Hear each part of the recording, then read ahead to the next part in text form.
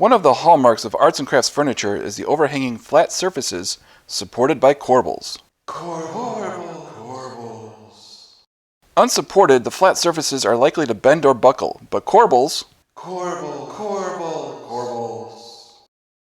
transfer the weight to the solid part of the furniture, and they are beautiful. Corbels.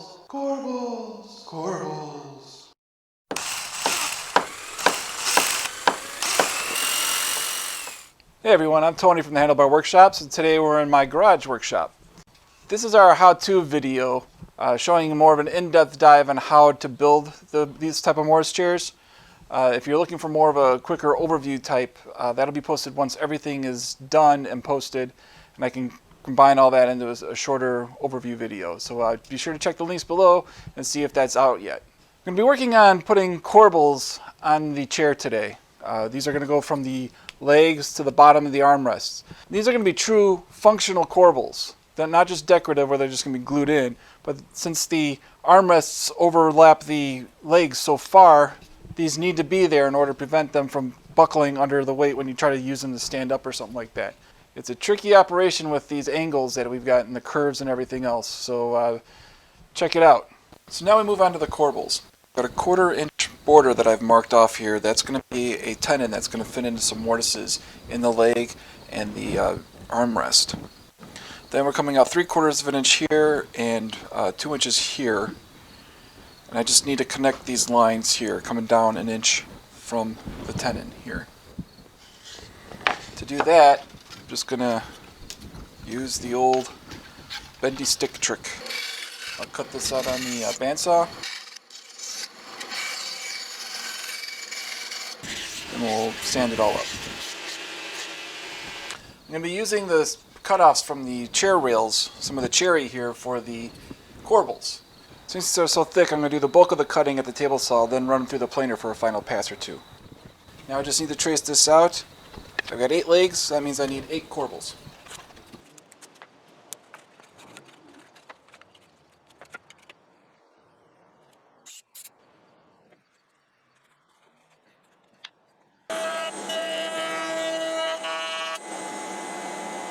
I'm going to put a mortise on this part of the leg for a tenon that's going to go on the back part of here, and it'll fit in there like that. These are our flat faces, our 90-degree corners here. So I'm going to reference off that. I'm just going to go the distance of my ruler and draw that line. Same thing on this side. Draw that line. And then I'm just going to take the width of my mortise chisel, put it on that side of the line. Referencing off my flat face, come down to where the end of the ruler was at. Now the way I've got my router set up, I'm going to be riding along this flat face here, not the tapered face. So I want to make sure I mark that off on here, that I want the fence to be up against this side here. Same thing with this one. I want it to go facing this way. I got my arrows pointing to this side, which is where my fence is going on this side here.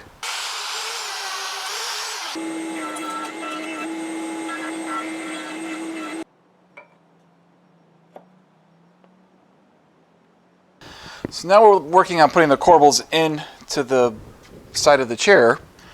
I've got them labeled. On the top here I've got 2F and 2C. I don't know where that lettering came from. But also on the bottom of the armrest, I've got 2F and 2C. In these slots, I've got 2F and 2C. And on the back of the corbels, I've got 2F and 2C. So I don't get confused. So the first thing I need to do is put the armrest on. And that's where having the routed section under the armrest comes in handy. Throw some clamps on, get everything seated nice and tight. May have to use a little persuasion here too.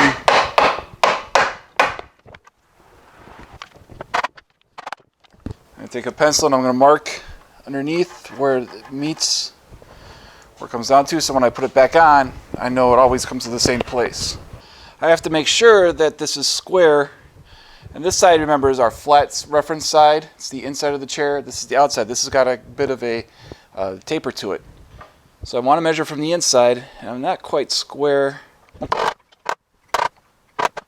Now we're nice and square. Then we're a little above the line where we were, so we got to mark a new line. And you can see we're nice and square on the back side too. So it says 2F in there, it says 2F here. I gotta make sure I can fit this in, and I can't.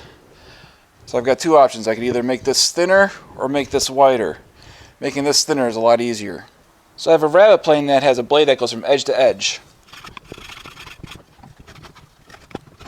Now we can go try it. There we go. It's a nice friction fit. Give me a lot of side grain here to glue to this side grain. Now remember, we've got the armrest here square with the back side of the leg. We're still seeing a bit of a gap here. And that's because this part of the leg is tapered on this side.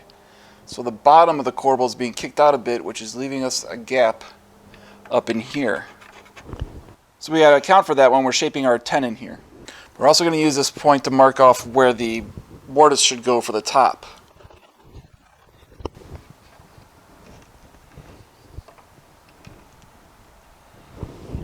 So now we're at the back. We've got the number 2 letter C here. We got 2C here, so we know we're matched up. Now remember, this is tapered out this way and it's angled back this way here. So now we've got a bunch of angles to deal with here. And that's just a matter of take a little bit off, test it, take a little bit off, test it, take a little bit off, test it.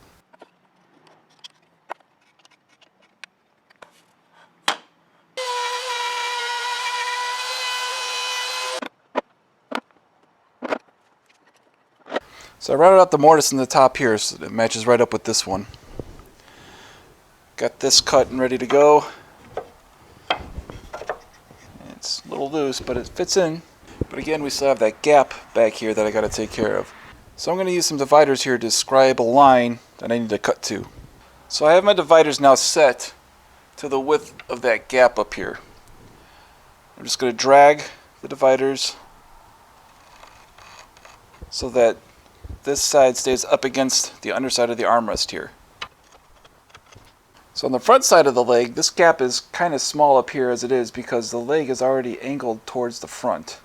So I'm going to run my chisel in that line that I scribed and just try and chisel off just a little bit.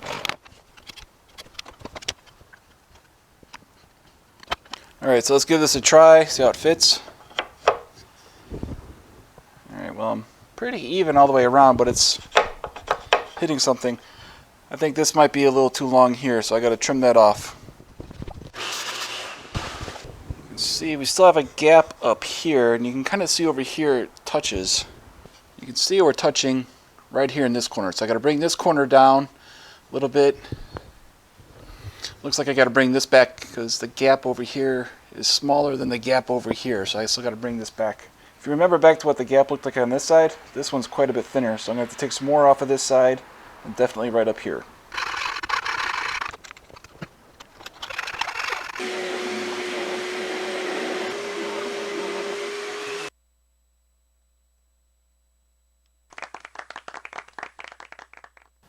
So despite how finicky these corbels were cutting out and fitting in and everything, I'm really glad I took the time to do it right because they turned out really wonderful. I'm really happy with how everything came together. If you like it, give me a thumbs up. Make sure you hit the subscribe button while you're down there as well, because next up we've got the back of the chairs. They're kind of a ladder shape. Do some drawbores on those. They'll be great. So make sure you hit the little notification bell so you're notified when that comes out. As always, thanks for watching, and I'll see you on the next one.